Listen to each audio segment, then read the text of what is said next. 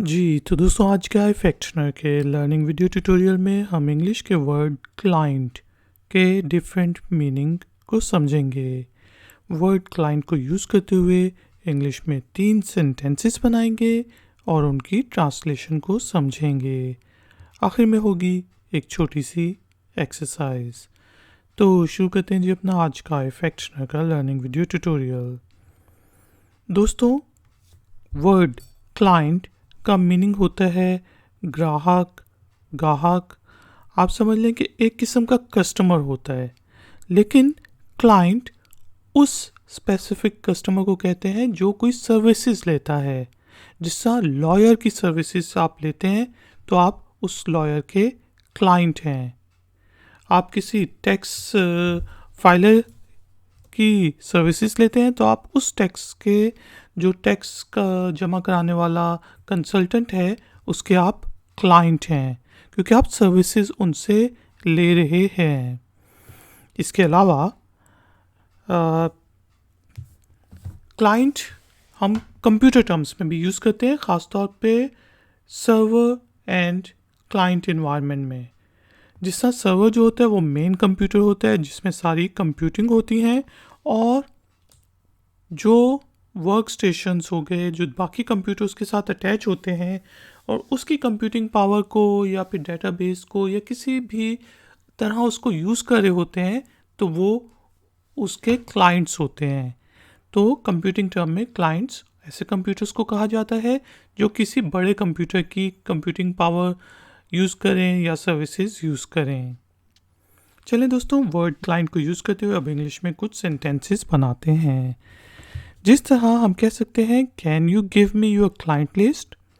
اب آپ کسی کنسلٹنٹ سے پوچھیں کہ کیا آپ مجھے اپنے کلائنٹس کی لسٹ دے سکتے ہیں، اپنے گراہکوں کی لسٹ دے سکتے ہیں. Can you give me your client list. اسی طرح ایک اور سینٹینس بنا لیتے ہیں کہ I can explain you the concept of client server computing. کہ بھئی میں آپ کو کلائنٹ سرور کمپیوٹنگ کے بارے میں ایکسپلین کر سکتا ہوں کہ اس کا کانسیپٹ کیا ہے. میں آپ کو کلائنٹ سرور کمپیوٹنگ کا کانسیپٹ ایکسپلین کر سکتا ہوں. I can explain you the concept of client server computing. اسی طرح ایک اور سینٹینس بناتے ہیں جس سے میں کہہ سکتا ہوں کہ I can't share the details of any of my clients because their information is confidential.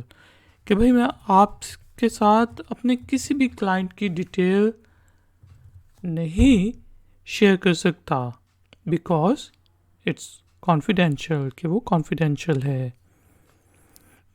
تو دوستوں امید ہے کہ آپ کو انگلش کے ورڈ کلائنٹ کا میننگ سمجھ آ گیا ہوگا. ٹائم ہوا ہے ایکسرسائز کا. تو ایکسرسائز کے طور پہ آپ نے انگلش کے ورڈ کلائنٹ کو یوز کرتے ہوئے انگلش میں ایک چھوٹا سا سینٹینس بنانا ہے اور کامنٹس باکس میں پوسٹ کر دینا ہے. اگر اس سینٹینس میں کوئی غلطی ہوئی تو ہم میں سے کوئی پوائنٹ آؤٹ کر دے گا.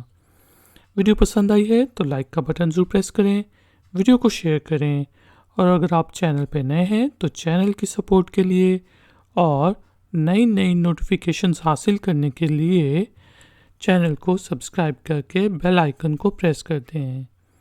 ملیں گے ایک اور نئے ویڈیو ٹیوٹوریل میں. Until then, take care, keep learning, keep enjoying. Good day.